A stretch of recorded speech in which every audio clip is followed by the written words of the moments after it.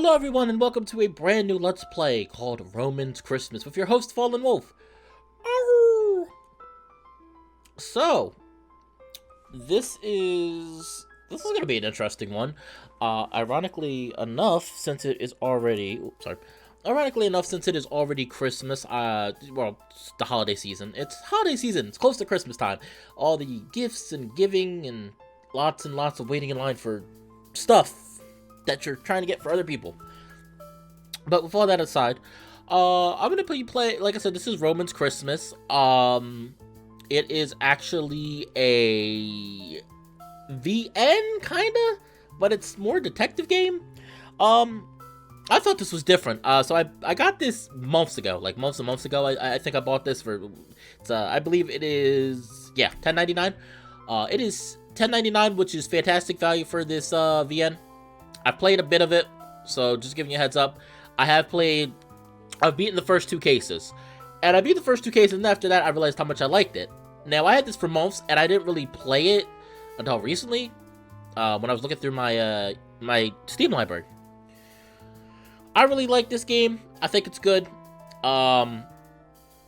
It's really rare to see one of these games that has, like, detective vibe to it. I know we got Ace Attorney. You got the Ace Attorney series, but besides that, you really don't have anything. Oh, well, Danganronpa, which is another series I still really want to play for this channel, but we'll get to that. So anyway, I'm going to be starting this. So far, I've really loved what I've played. I would highly recommend buying it if you're curious about buying the game, especially with the holiday season. The holiday season coming up. I will put the link down below for the Steam link. It is only on Steam as far as I know. It is $10.99, which is really good value. I've recommended VNs on this channel before that were far more money and at times not as good. So I think $10.99 for a game like this is well. But we're gonna be starting right now. Picking a carrot from stew. Oh, they have little chibi loading screens. I love that. I would do the best of my ability to do voices. I haven't really done too many voices for this game. I have, like I said, I've had it for months. I've had this game for months, but I haven't touched it until recently. But basically, the premise of the story is you're a gray wolf called Roman, who is a freelance detective, investigator, whatever word you want to use, and he becomes trapped along with a few other people trapped in a inn. And as the days go on, people start getting murdered, and you have to solve the cases. Which is a rather simple premise, but a good one. I still think it's a good premise. And from the two cases I played, prepare yourself for a lot of twists and turns. Prepare yourself for lots of them. Because I'm telling you, I failed a few times. I failed a few times because some of the cases you have actual evidence, and believe me, I failed a lot. So. The snow had stopped. The lonely Lupin detective slowly pushed his way against the snow. It was a familiar pathway he followed, his footsteps heavy on the snow-buried stone pavement as he approached his destination. Ooh. Day 1, December 23rd, 1285. Oh, jeez. The 13th century. It's 2 days until Christmas and 2 days until the end of my fast. As nice as it is to feast on Christmas, I can't stomach a month-long fast. A whole month without any meat would certainly turn any wolf into a hare. Next time I'm not... Oh, shoot, I forgot it's him singing. I have a voice picked out from him. Let me rephrase that. Next time I'm not fasting for a month just to solve a case. Lucky for me, I closed my last case before it ruined my vacation at the White Star Tavern. I'm not going to let another case interrupt my vacation. Not even a murder. I pulled my fur coat tighter and continued to walk against the cold wind towards the distant tavern. I finally saw the sign of the White Star, just as the warm breath coming out of me began to freeze against my snout. I'm going to tell you now, there are a few typos. As far as I know, this VM was originally not made for English language. They ended up, I think a few months after it came out, they ended up adding a update that put English language in it. So if you notice some typos, that's why. I wonder why the tavern keeper won't move to a better spot. If it weren't for their excellent cider, a tavern this far from downtown wouldn't last a year. The door's hinges creaked as I pushed it open. The warm scent of fireplace smoke cooking bacon, and wheat bread encircled me. Several oil-painted portraits of white fur dragons decorated the walls, each one exquisitely painted. Haven't seen you for a while. What would you like to have today? Character info added. Sarson was dusting one of his precious portraits when I entered the tavern. He paused just long enough to speak, then continued his work. Why doesn't a Zori-scaled dragon like him love white fur dragons so much? Maybe I'll never know. Same as usual, but my fast doesn't break until the day after tomorrow. Got it.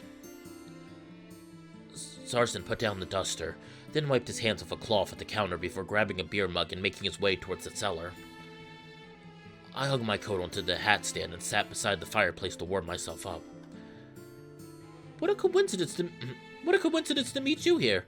What about buying me a drink to celebrate this moment? Anzik, I'm just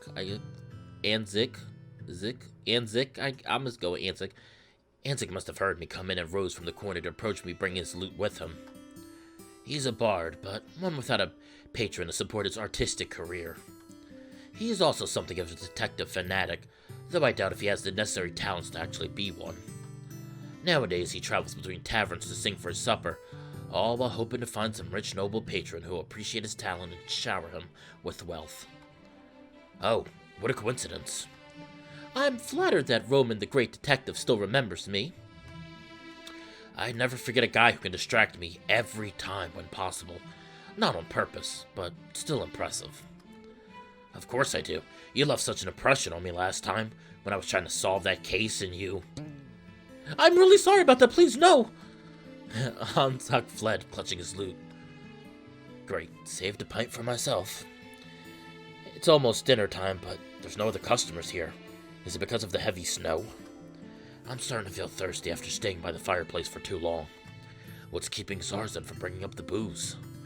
As I looked around, I spied a guy covered in a priestly robe and veil, wearing a silver cross and curled up at a corner table. I can't make out his face in the candlelight. His mug of cider is still full and untouched. Who the hell would... Is that a disguise? Hasn't he heard of the saying about tigers changing their stripes? Zarzan came out from behind the counter and handed me a mug of cider along with a note. That's elegant. If you find out anything regarding her, keep it to yourself.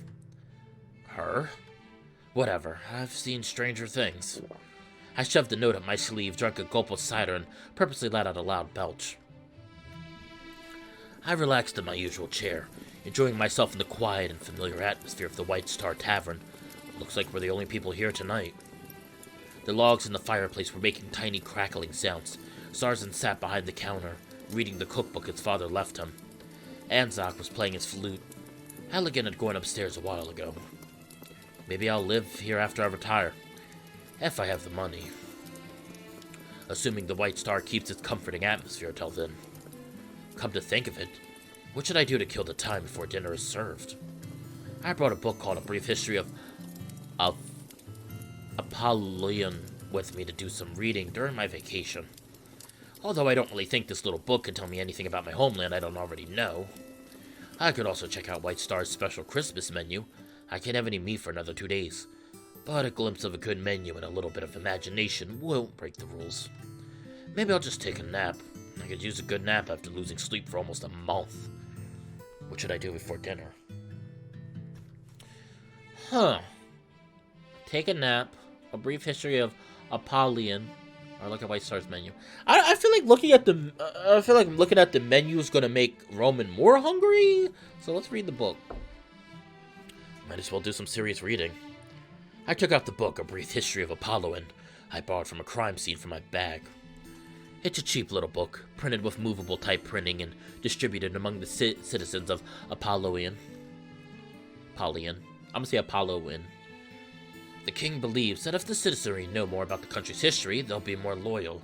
Thus, he rewarded the minister who invented the printing technique and built 3 machines to print these things day and night. Although most of the books handed out in the slums end up being more useful for starting fires and quality toilet paper. Still, it's better than nothing. A Brief History of Apollyon. Dedicated to the great Helios II, may God bless him and his subjects, and may the sun shine upon this glorious land forever. Apollyon, the country we live in, was established by the father of Helios II, Helios I, the Pioneer. On September 4th, 1169, a great earthquake endangered the reign of the ruling nobles. After the earthquake brought its God's punishment on the blasphemous nobility, God chose Helios I, the Pioneer, to execute his divine wrath. Helios I, the Pioneer, led his loyal soldiers of various species from Rimp, our glorious capital, and created the country of Apollyon that we know now. Helios I noticed the strife and discrimination caused by age-old hatreds between species. Thus he decreed that all species in Apollyon would be equal. On September 1st, 1230, Helios II ascended to the throne after Helios I's demise. Truly a blessed land of equality. Sarzan came out of the kitchen and brought me a plate of smoked herring and pale ale. Oh, thanks. That's almost meat, huh? Pity I can't serve you clams in this cold weather. At least it's better than carrots. Fortunately, we still have some smoked herring. I'd have to serve you carrot stew otherwise. Bon appetit. He returned to the kitchen, then brought Anzac a bowl of lamb stew. I'm jealous. Elegant came downstairs, hesitated a moment, then took a seat at a corner table. She glanced at me, and I quickly looked elsewhere. Chapter 0, Christmas Carol. Playing Anzac's lute. Oh, he looks so cute! Look at the wolf! I love the little chibi loading screen sprites. After dinner, I sank into a rocking chair near the fire and let myself relax. The logs in the fire, heavy with pine resin, crackled and popped as the chair slowly swung back and forth with a creaking noise. Not a whole lot of customers this month. Zarzan brought a chair and sat down next to me, gazing into the fireplace. Don't worry so much. Just give it a couple of days and you'll have as many customers as you had in the years before. I get the feeling this year might be a little different. Can't really tell why, though. Perhaps the howling winds outside are keeping the customers away. Anzac heard our conversation and came to join us with a salute. As if something as minor as high winds could stop folk from having cravings for Zarzan's famous home cooking. Flatter me all you like. You're still not getting a discount. I was being sincere. Though I wouldn't mind a discount. The White Star has a variety of activities to entertain overnight guests and those who stick around after dinner. There's a darts competition Saturday evening. If all the players are friendly and there's no authorities around, Zarzan would cover some tables of blue flannel and take bets.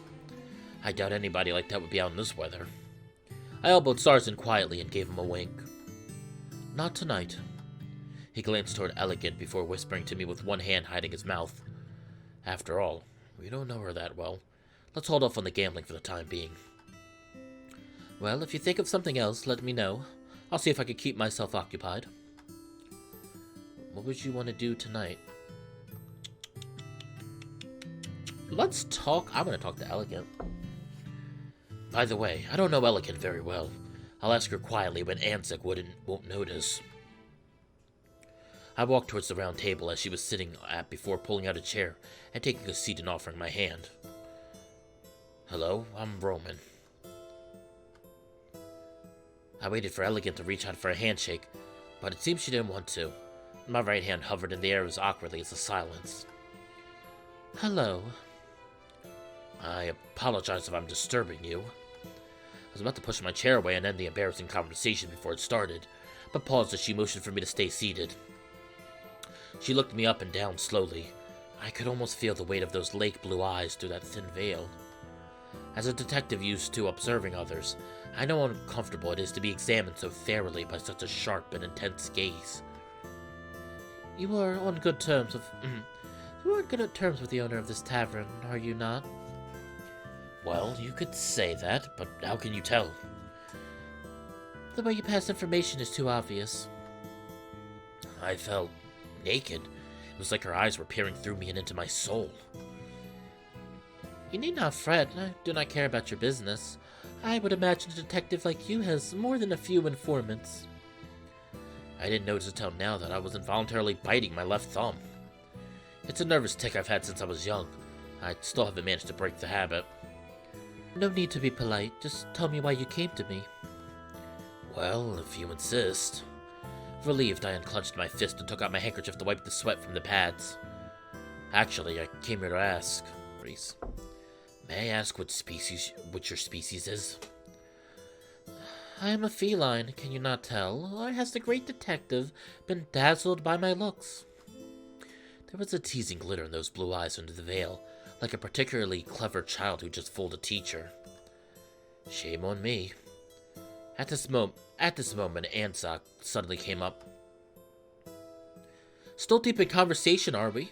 I thought you were talking about nothing, so I thought I'd join in. Trust me, we've got plenty to talk about. By the way, I heard a puzzle in a tavern from another town. Would you be interested? Sorry, we're kind of in the middle of...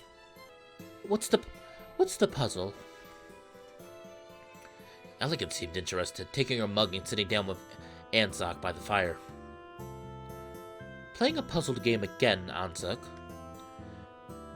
Zarzan just finished cleaning the kitchen and came to sit by the fire. Yes, you came just in time. I'm not really in the mood. Hear a story or go to rest. Let's listen to the story. Oh, we got something for it too. Achievement unlocked, fireside chats. It's not like you've got anything better to do. You can just listen and let us solve the puzzle if you want. I'd better do it myself than leaving it to you guys. Let's start, Anzak. Anzak cleared his throat, then caressed his lute and said, One night in a small farming town famous for its barley, the only windmill in the town came to a stop. This was the first time it happened. Since the mill was so vital to their work, the villagers rushed out to check the mill. From afar, the villagers saw the windmill blades were no longer rotating. They thought that the sudden wind and snow had broken the transmission shaft that ran the mill. The villagers came to the mill, the ground covered in thick snow over their ankles. The dark wooden mill towered over them in the white expanse. The blades turned in an ominous position, looking like an inverted cross. I assumed this was a puzzle, not some bar tale you used to coax coins from drunkards. Elegant's tail swished as she impatiently drummed her fingers on the tabletop, while Zarzan sat and listened attentively. It's not as though you're paying me, so just sit and listen. Allow me to continue. As they drew closer, they found the windmill's maintenance gondola was tied with a hemp rope to secure it. Please click the clue button. Ooh, please click the clue button to view specific evidence. Safety rope, ordinary rope tying the miller on the maintenance basket. By the way, these are really important. I should also probably save the game. Ignore the other save files I have. I will put this in chapter 9. Okay. But then they saw it. The miller who ran the mill was suspended, upside down, in the middle of the air. His eyes were wide open with fear. His face contorted as though he was screaming in terror. His paws were stiff and hanging down and level with the edge of the windmill blades. The snow from yesterday clung to his cold body. How ironic that the object used to ensure safety had become a lethal weapon. No one could imagine that. Lethal? Wait a minute, Anzak, did the safety rope really cause the death of the miller? Do you disagree, Roman? After all, the safety rope was tied to the miller's dead body. Yes, but... why can't the safety rope be the murder weapon? Oh, see, we're going to get stuff like this. You're going to get a lot of stuff like this. We just started. Already in detective mood. Clue. Ordinary rope tying the miller on the maintenance basket. The miller's body was hanging upside down. His hands level with the windmill blades. Hands level with the windmill blades.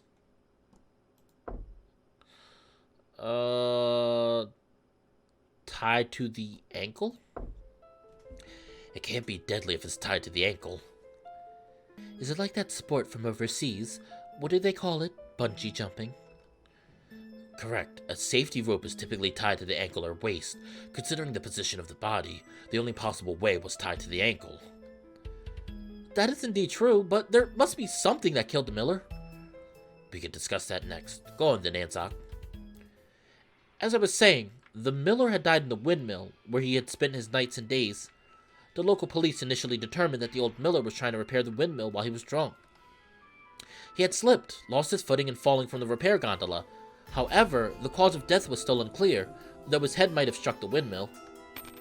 The townsfolk invited one of the greatest detectives in the realm to investigate the scene. He was an old-fashioned detective and refused until he was paid no less than 13 reyer and all travel expenses. 13 reyer? That's 910 seat. For just one case, that detective could eat fried lamb chops every meal for a month, if he hadn't vowed to fast until Christmas. I wish my cases paid that well. Do they not? I thought you were worth the price. Anzak started to laugh, but stopped when I glared at him. When the townsfolk came to his humble residence, he was seated behind his great desk, playing with a prism he had brought from the capital's Grand Bazaar. Sunlight from the small window passed through the lens and scattered into a rainbow of color. After listening to the villager's account, the detective struggled to get up from his easy chair with a cane, then asked his only servant to call the carriage. This would be one of his few field investigations. One problem was that the description of the crime scene is not detailed, enough to his liking. Another problem was that the case sounded so bizarre. And the biggest problem was that the Glide Bard could not get to the point. Then why don't you tell the story? The sudden interruption made Anzik blush with anger. It's fine, the details make the story more vivid, even if they are irrelevant. The day after the body was discovered, the detective arrived at the town in the afternoon. He learned from the gossip in the tavern that on the night of the miller's death, 2 people had spent the night at the mill, but they both had alibis. Who were they? One was the miller's daughter, the other was the miller's apprentice. They had spent the night at the mill as usual. About those 2 people, I'd like to know about the miller's daughter.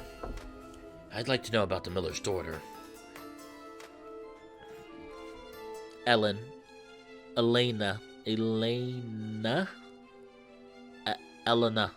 there you go.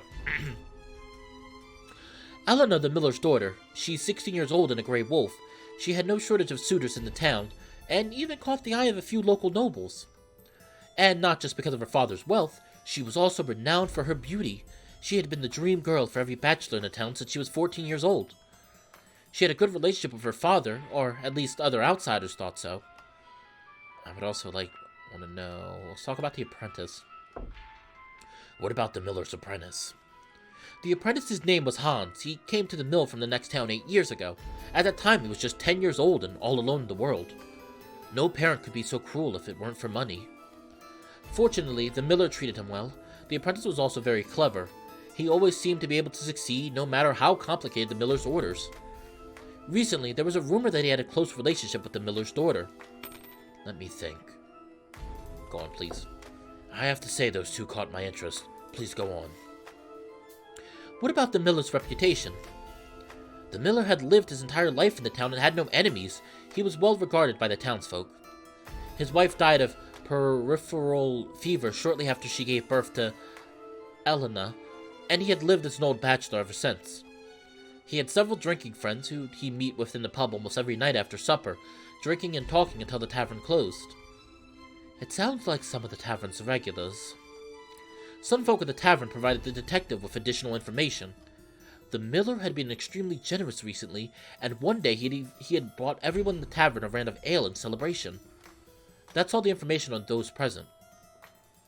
Having gotten his fill of gossip from the noisy drinkers in the tavern, the detective left the tavern and went walking towards the mill. Within 10 minutes, the detective arrived at the mill. It was a clear and windless morning. The snow at the gate of the mill had been swept away by the overzealous villagers. The detective, relieved and cautious, checked the snow from the outside. The snow was unexpectedly clean. Apart from the footprints left by the villagers who found the corpse in the outer circle, and the footprints that went all the way to the front of the house, there was nothing except some messy traces in front of the last footprints. It seemed that there was no shortcut or alternate entrance. The detective put on his hat and came to the mill door. He glanced down by accident before entering the door. There seems to be a circular imprint around the last footprints in front of the door, and the stone used to hold the door open had also been moved. Stepping inside, the detective met Elena, who was covering her face and crying, and Hans, who was comforting her.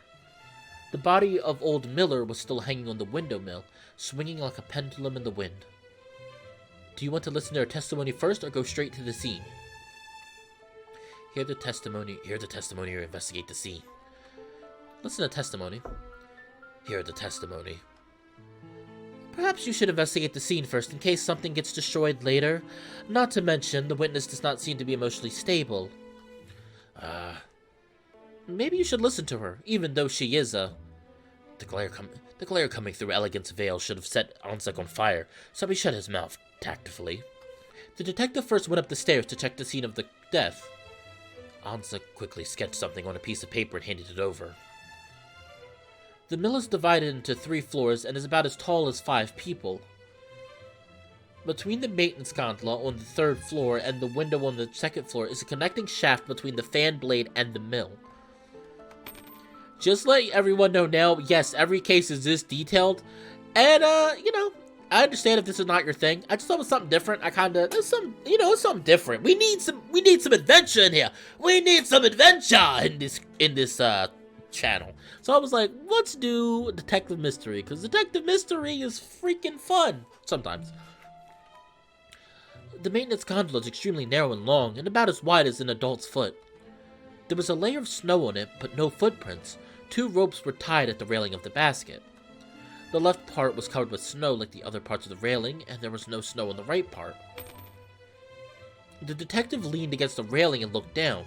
Under the wooden railing hung the cold body of the miller. The rope on the left has only a section of rope head, swaying in the wind like a peddler who dared not go home without a sail.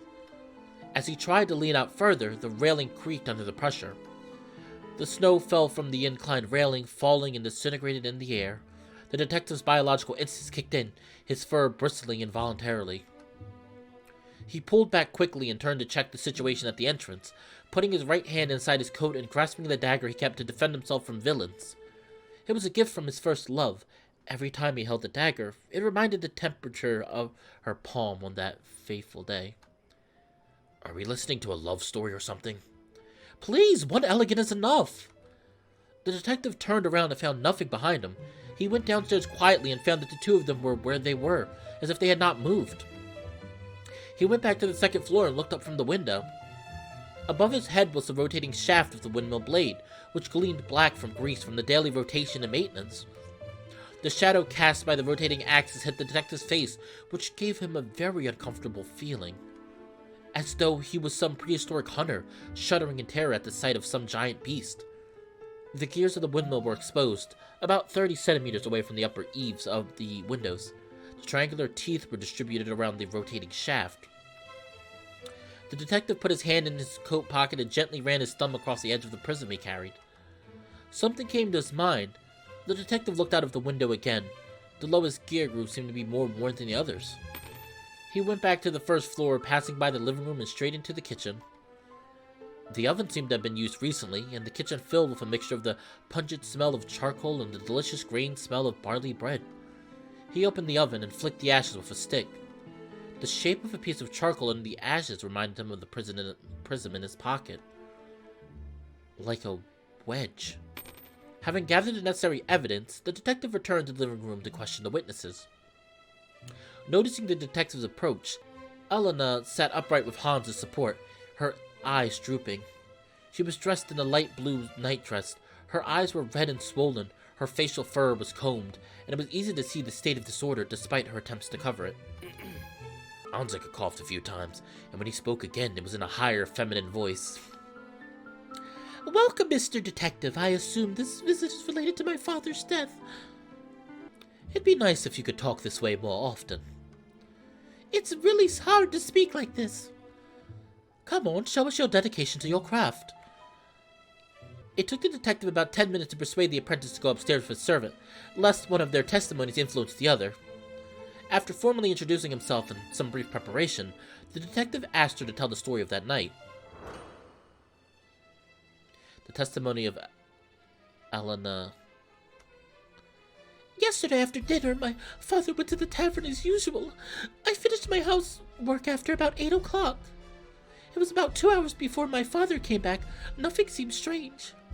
I then went up to Hans's room to chat with him.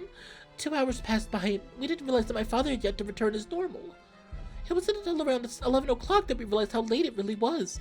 I hurried downstairs thinking my father was quietly sitting in the living room, ready to scold me. But he wasn't there. The door was closed and no one was in the living room. I had a feeling that something terrible must have happened. It was like a snake had slid under the door and crawled up my spine to whisper in my ear. I don't know if it was because of the wind or the old hinges, but the door that day was more difficult to open than usual. I pushed the door open and the wind blew the snow into the side of the house. I propped the door open and made my way outside. When I got under the windmill, I had a strange thought. I had like an itch on my back that it couldn't be scratched, and I couldn't help but look up. Hanging above my head was a face that was swollen and swaying in the wind. His eyes were prominent as goldfishes. Saliva had flowed down his open, screaming mouth and frozen into ice on his snout and fur. I was frightened, so I rushed back into the house and closed the door. I couldn't sleep afterwards. Every time I closed my eyes, I could still see that face. I can't believe that was my father. As she finished her description of the horrible situation, Elena collapsed on the sofa with her hands covering in her face. At this time, the detective smelled something fishy in her testimony. After thorough thought of her testimony, the detective found the irreconcilable contradiction between the testimony and the evidence. Which evidence contradicts Elaine's testimony? Oh, man. See, like, stuff like this, I didn't do this before. This is new. Because before I made the choice to just go to sleep. The door was closed and no one was in the living room. It was like a snake had stood on the door and crawled up. I don't know if the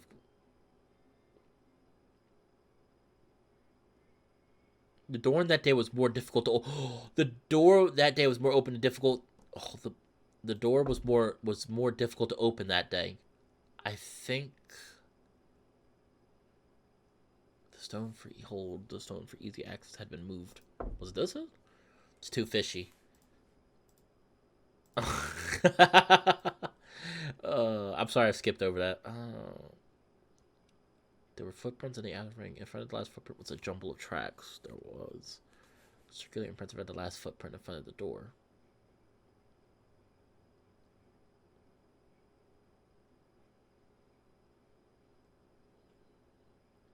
There were 2 ropes, about 3 blows.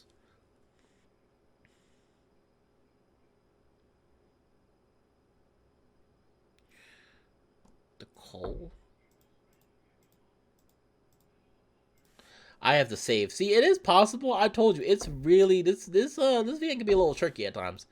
Okay, so maybe it's the miller's brother hanging upside down, his hands level with the windmill blades. Ordinary rope tied the miller. First deduction. Love. There were footprints in front of the door. Footprints. Oh, give me some details. The paradox is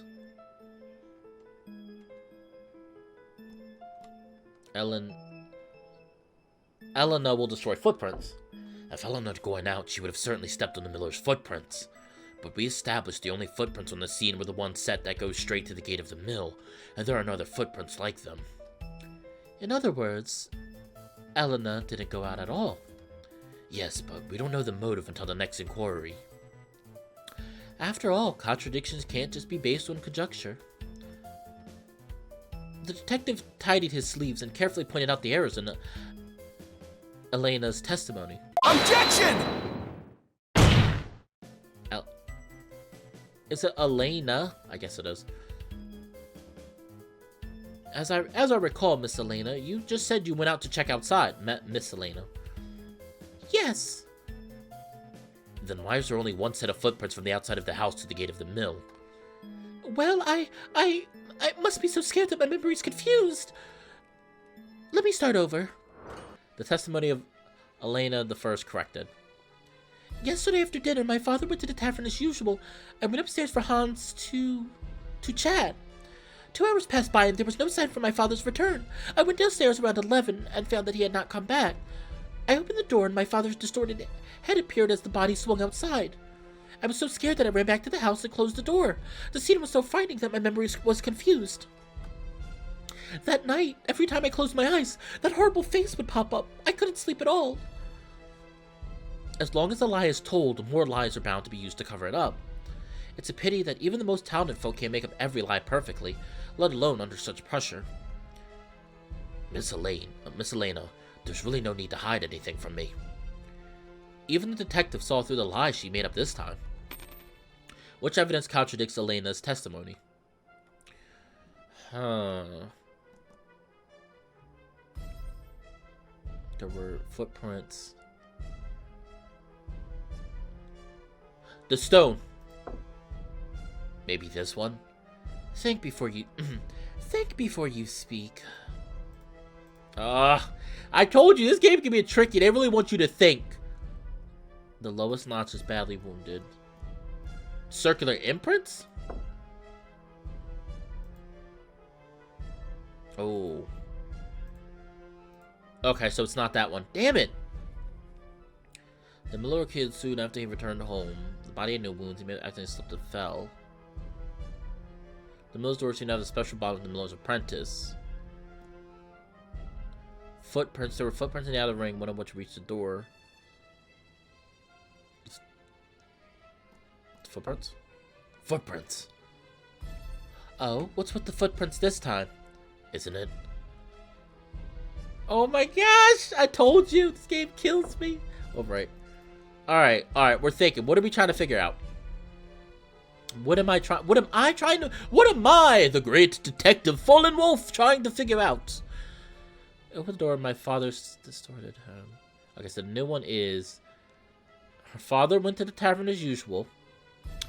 2 hours passed by. She went downstairs around 11. I opened the door and my father's distorted head appeared as the body swung outside. Distorted head. Distorted head. Distorted head. Distorted head. Did he hit his head against that? Deduction. Cause of death is unknown. Maybe his head struck the mill. The mill's body was hanging upside down, his hands level. Huh. Tricky, tricky, tricky. Okay.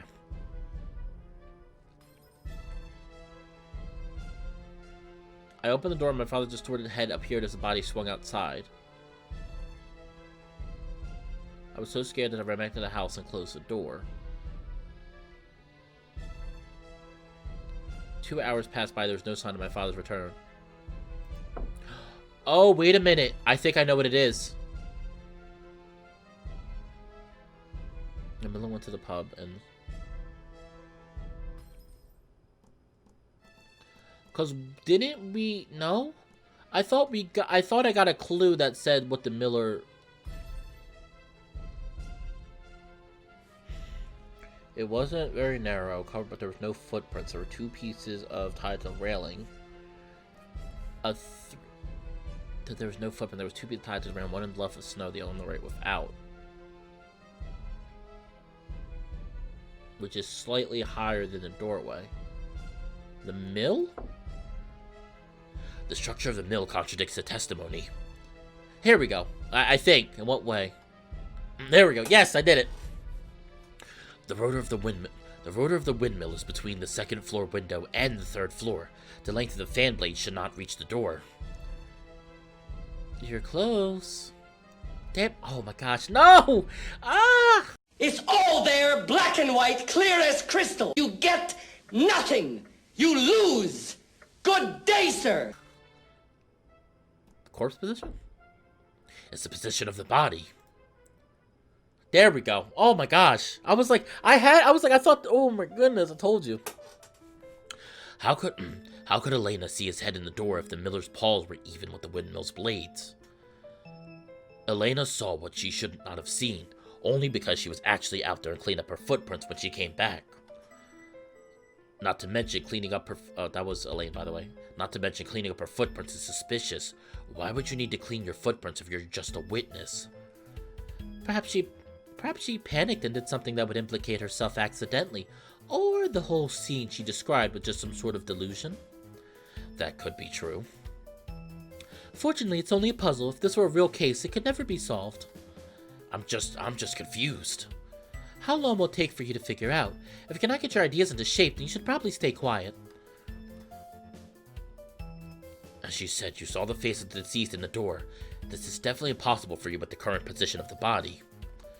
Corpses don't simply move after death, do they? How could... I don't even know! Elena screamed hysterically and ran out of the living room. It seemed that he couldn't get near her for a while. So the detective went upstairs to visit another witness, Hans.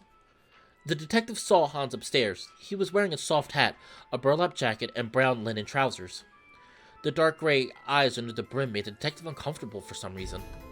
That kind of look reminded of a colleague he met in another case several years before. A wolf with beautiful blue eyes that had an unruly and wild gaze. Don't push it, you. Calm down, man. As I started to get up, I was pressed back to my seat by Sergeant's thick claws. He's still so sensitive about conflict between customers. 5 years ago, someone made the mistake of starting a fight in this tavern. He grabbed the guy with only one paw and threw him across the street. Somehow, this attracted more customers. I still don't know what they're thinking. Are they all masochists? And the detective noticed that the hair on his paw seemed to be darker than elsewhere. The detective's face remained unchanged. He lowered his hat to cover his spying eyes. Mr. Hans, hope you don't mind. I'm just doing my job. The detective sat in the wooden chair opposite of Hans and handed his cane to the servant beside him. I would like to hear more about what happened last night.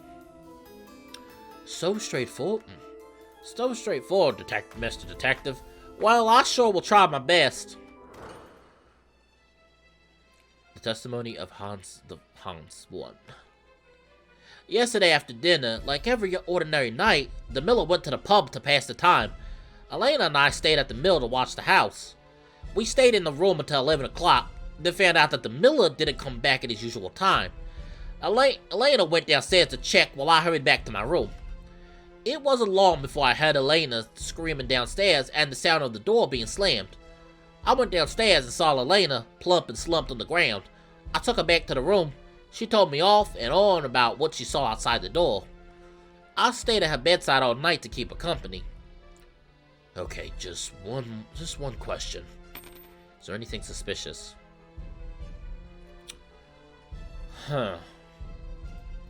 Pull up the log. Wait, no, I can't pull up the log. Oh no, I can't pull up the log. No! I didn't even get the whole story. What does that do? Oh, no, I don't need to do that either. Let's go back. Oh, no, go back. Clue? Would that be his clue? Here, the miller went to the pub after dinner. Hans stayed with Elena from 8 to 11. Then Elena went down to check. Hans stayed with Elena after that. After dinner, from 8 o'clock, from 8 to 11. Okay, so their testimonies match. Mill. Hanging booths. In front of the door, there are footprints, one of which love the miller's door seemed to have a special bond.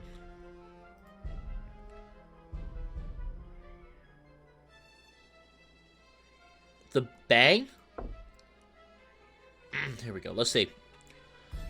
Could Elena really be capable of slamming the door so hard? Okay, so it's right. Even the weakest woman can produce explosive strength when under the influence of extreme emotions. Like the last time you requested a fighting guest get out of the pub? Oh, that wasn't me being calm, but you're welcome to try me if you don't believe it. I'm a bit out of practice, but it wouldn't be difficult to throw you both out with you in one hand and Anzik in the other. What did I do wrong? Door slamming, anything added to clue. Oh my. So what's the proof of their alibi? Can't they prove each other's alibi? What if they collude? I'm sorry, some of these words, it doesn't count if two people prove each other's absence. Is that so? Is there anything suspicious? The room. Their testimony is contradictory about their room. Obviously, the wording seems to be a little subtle. What about it? Different testimony? Here we go. Elena said she went to Hans's room to chat with him, but Hans's testimony just now seems to mention it went back to my room. It's like one of them forgot their prepared testimony in haste. Mr. Hans, I have a small question. It has nothing to do with the case and more with being a jealous old soul faced with two young lovers. In which room do you usually date in? Well, in Elena's room. If that were the case, then Elena's testimony contradicts yours. She told me that you two were in your room as usual. Oh, really? She may just be confused by the shock. Or was she so frightened that she forgot the alibi you agreed on in advance? What are you talking about? I don't even know. Hans kept fiddling with his hands, and the fine beads of sweat moistened the short hairs on his forehead. His gray eyes avoided the detective's gaze. Oh, please, excuse me, Mr. Hans. It's just my speculation, after all. Okay. But I wouldn't choose a partner who gets nervous so easily if I were you. Ooh. Ah, your hands shake when you're nervous. Can you even grasp the rope with those? The detective could read Hans's tense behavior like a book, and now he needed only a little physical evidence to prove his conjecture. The detective went out to the snowfield where the body had been lowered from the windmill by the servant. The miller's body was spread out in the snow so that anybody could see it. As the detective inspected the now neatly arranged corpse, he couldn't help but grimace. After reprimanding the servant who had carelessly moved the body, he went to investigate it. Search start. Scene investigations. Please click the place you want to investigate on the pictures to collect evidence. What the? Oh, geez. Wait, can we, oh, that's so adorable. I'm gonna save a picture of that. This is new for me, by the way, everyone, because I haven't played this part. When I did to listen to the story, I just went to bed. So we can investigate. The detective looked down at the miller's third leg. The townspeople all looked confused while the detective examined it, inch by inch. Actually, no, that's gross. I'll stop right here. Aim for the gold. What did I get that for? Oh, no. Search for the good part? Oh, jeez, that's an achievement. There we go. He put on his gloves, pulled aside the miller's coat, and revealed his thick fur.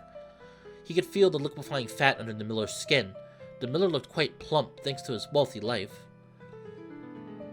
Is this even related to the case? Don't add so many pointless details to the case.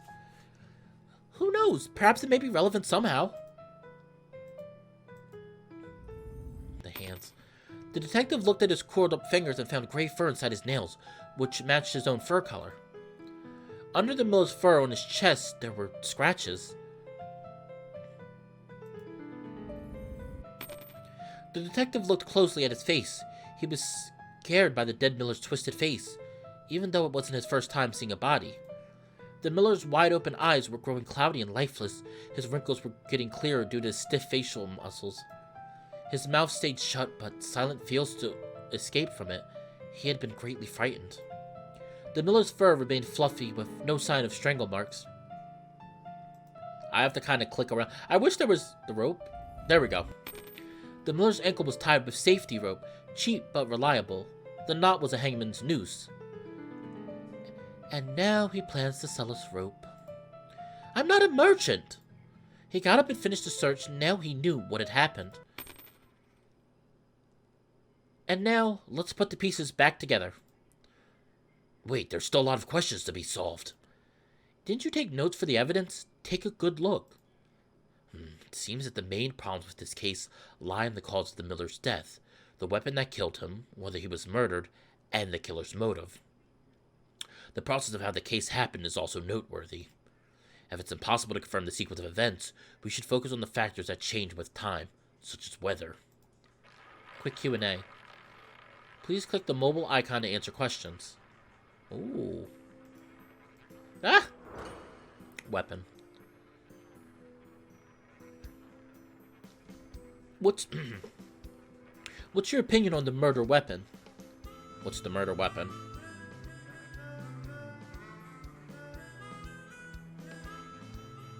I think it was the stone. The stone against the door. It had been moved after all. It could also be moved. It could also be moved when opening the door. You're right. Besides, where's trauma on the body? Should be at least one weapon. It was shock. It was shock because he had fur in his hands and scratches on his chest. So maybe he got shot. It's shock. He had a heart attack. Maybe it was an invisible weapon. Interesting. How about murdering him with the shock which was caused by the sudden drop? Not everyone would be so easily scared as you are. But anyone would be shocked if they were hung without any preparation. Let alone a drunk, overweight miller. Indeed, I suppose a sudden death could be possible because of those external factors. Seems like... Sorry. Seems like this time the detail wasn't just to add dramatic flair. Of course, every detail is necessary. So why did you take nearly half an hour to describe the suspect's... Shh! Okay. Method. Modus operandi. What's the process of crime? Deductive reasoning. Arrange the occurrences chronologically from top to bottom by dragging chips to each position. Oh, this is like the hardest one to do. So you have 7 choices and basically five sequence of events. The rope left a circular mark on the ground. The suspect lifted the miller in the air. The suspect tied the rope to the miller's neck. The suspect dropped the rope from the maintenance basket. The suspect ran away after committing the crime. The rope hitched to the miller's ankle. The suspect burnt down the wooden wedge.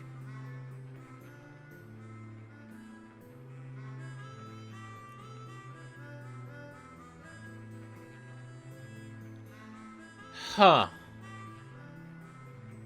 This is so the suspect ran away would definitely be the last one.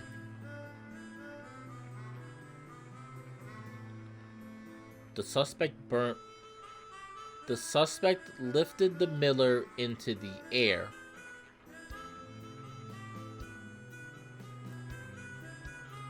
There was never a rope on his neck, so that's false. The rope hitched to the miller's ankle. The suspect lifted the miller in the air. Wait, hold on. The rope hitched to the miller's ankle. The suspect lifted the miller in the air.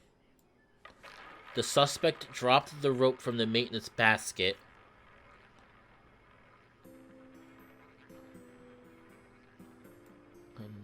The suspect burnt away the wooden wedge. Yeah? Oof. Oh, jeez. Oh, I hate these. Like I said, this is not for everybody, and that's perfectly fine. Oh, man. Okay, so what's the first thing? What's the last thing that could have happened? So it seemed like it would be the suspect ran away after committing the crime. Shouldn't that be last?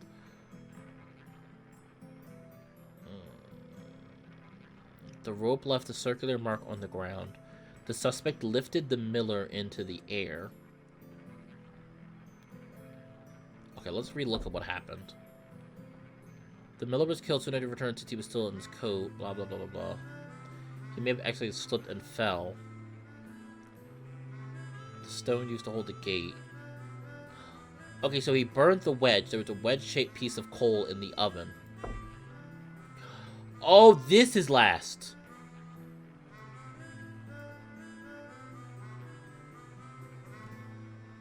I just want to see what's up. 1 chip. Damn. The suspect lifted the miller in the air, right? Oh my goodness. What? Oh my god. 1 hour later. I'm terrible at these, forgive me. Seems right. Luck may have been a component, but it's not impossible. Alright. See, the rest... I hate those. I hate the place to bet one. I always screw up that one. But I don't do... that was the worst I've done. Let's talk about the... let's talk about the motive, then. First of all, we have already established that the miller got along well with villagers. So what could the motive for murder be? What's the possible motive? Daughter's relationship. The miller wouldn't allow the relationship between his daughter and the apprentice. You mean someone murdered him so the pair could be together? It's unnecessary to kill him just because of a disagreement, though. So that means something recently happened to provoke the culprit into killing the miller quickly. The identity of the criminal is obvious. Even so, there's no need to kill him. Suspect. And the suspect. Who is the culprit? I think it's obvious now. The criminal is...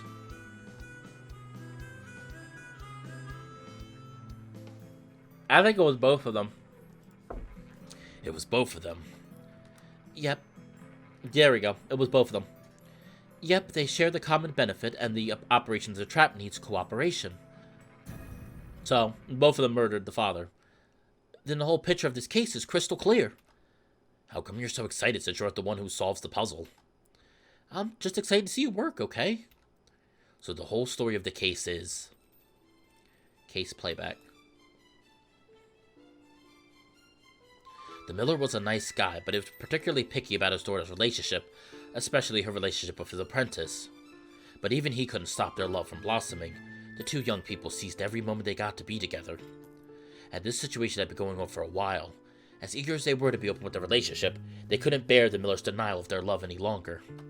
All of a sudden, the miller made an important decision. That is...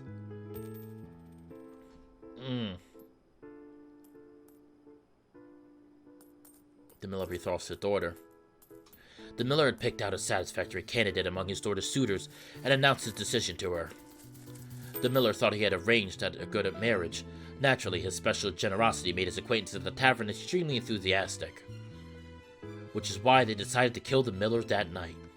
The lovers were supposed to escape the night after they finished the deed, but the heavy snow and another accident forced them to change their plan. After the miller went down, Hans tied a noose with the safety rope and lowered it down from the third-floor maintenance gondola. By the way, the noose is the method used to hang murderers. The original plan might have been for Elaine to meet the miller on the first floor, put the knot hanging from the windmill around his neck.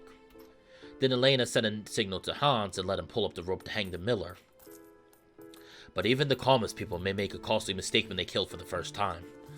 At about 10 o'clock, Hans, whose hands shook when he got nervous, lost his grip on the rope and dropped the knot in the snow, leaving the circular imprint. Elena, who had just opened the door and was ready to greet her father, saw the noose fall to the ground.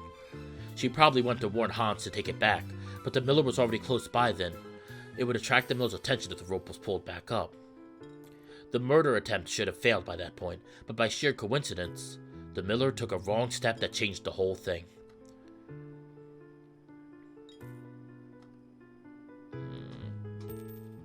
The miller stepped into the ring.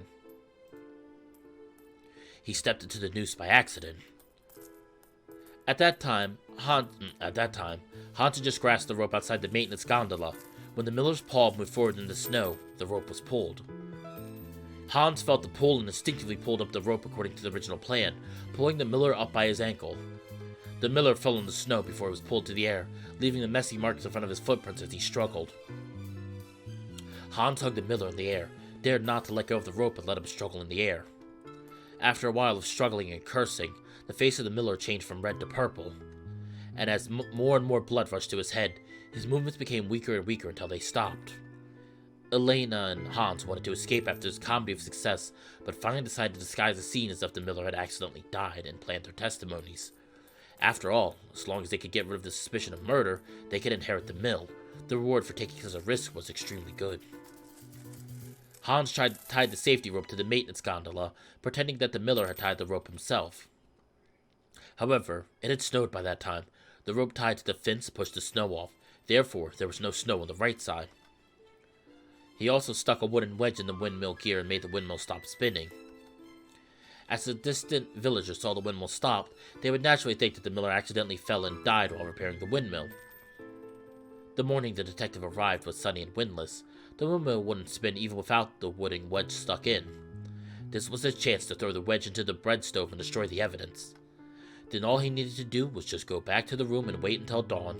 If you don't look closely at the scene, you would think that the miller died by accident. Although it looks intriguing at first, it's actually a novice puzzle with many loopholes. Next time I'll give the legendary detective Roman a much more difficult puzzle. After the long investigation, the detective told everyone his interferences in the tavern and left the final decision to the villagers. The snow stopped. The detective opened the door of the snow-covered tavern. Thick snow still covered the paved road, and the detective set foot on the road home. It's late. Looks like there won't be any more customers tonight, so I'm going to close up for the night. If you need anything, please come to the 3rd floor to find me. Zarzan gave me and Elegant the room keys, closed the tavern, and went upstairs. Oh, that was the wrong voice. Then perhaps it's time for me to go upstairs. I dare not risk being locked out by Zarzan if it's too late. There are 3 beds in the attic. Zarzan usually has 2 beds for himself so he can have enough space to stretch his limbs. The 3rd bed is usually rented at a low price to acquaintances who need accommodation on a tight budget, such as Ansock. Elegant and I sat at the same round table, staring at each other silently. Is there anything else to do tonight? No, go back to your room. I was planning to just relax, but I didn't expect to spend the whole evening solving a mystery. I may have a headache now. I want to go back to my room and rest. I finished the rest of my beer. Oh, great detective, you can really drink a lot. It's not like I'm downing liquor. It doesn't matter if I have a cup or 2. I pointed to the cider that she'd only had a sip from in front of me. So, are your usual methods just like that drunken style? I'm on vacation. I'm allowed to be off my game. Angry leaned close and said in a low voice. What's more, your nun costume looks out of place in a tavern, and you didn't even touch your cider. If you plan to stay here, I'm afraid you'll scare away the target of your investigation. Oh. I see. An amateur mistake on my part. Elegant hesitated for a while, then turned to look at me. Thank you for reminding me. Ah, you're welcome. So it turned out you really are investigating something here. I guess I'm right. You're not entirely wrong, but now it is too late to change my clothes. I have to think about how to play this afterward. Elegant, who had been confident till now, seemed to become nervous as she gazed at the reflection in her mug. When you have a moment, I'd like to find some time to hear what you're actually doing here. It's late. I'm going to bed. Good night. I said goodbye to Elegant and went upstairs to my room. My room was the first on the right. Unsurprisingly, Zarzan has already cleaned the guest rooms impeccably. Maybe I was too drunk. I kicked off my boots and flopped onto the bed, almost dreaming when I touched my pillow. I can't even read that. Chapter 1. Oh gosh, how are we supposed to read that? Investigated crime scene. Alright, oh my goodness, that was long. Oh jeez. And I embarrassed myself by messing up at the end of the case. But I want to stop here. Well, everyone, hopefully you enjoyed this small video. Something a little bit different, right? Let me save chapter 1. So hopefully people enjoyed this. I will definitely be playing this a lot. It's close to Christmas time. I will be trying to push out videos as fast as quickly as I can during the holiday season. But yeah, hopefully people enjoy this. I like it. I like being a great detective. Get to pretend to be Sherlock Holmes. But with that being said, thank you for everyone stopping by the video. Once again, I'd like to say, if you like what I do, please feel free to comment, like, and or subscribe to the channel. And currently, as I've said before, I hate to promote my Ko-fi and my PayPal, but I do have a Ko-fi and a PayPal. The info is down in the description below of the video. Currently, I don't have a job, so really, any bit of help is useful. Even if you only donate $1, it's something. I would appreciate it. If you can't donate, though, just sharing the word, spreading the word is just as good. But also, don't be afraid to share these videos if you like what I do. I love pushing out these videos, and I love streaming for people, and I hope that other people enjoy it. And it's nice to know when other people enjoy what I do. But with that being said, this has been Fallenwolf. And I hope you enjoyed the video. I'll see everyone in the next time. Bye.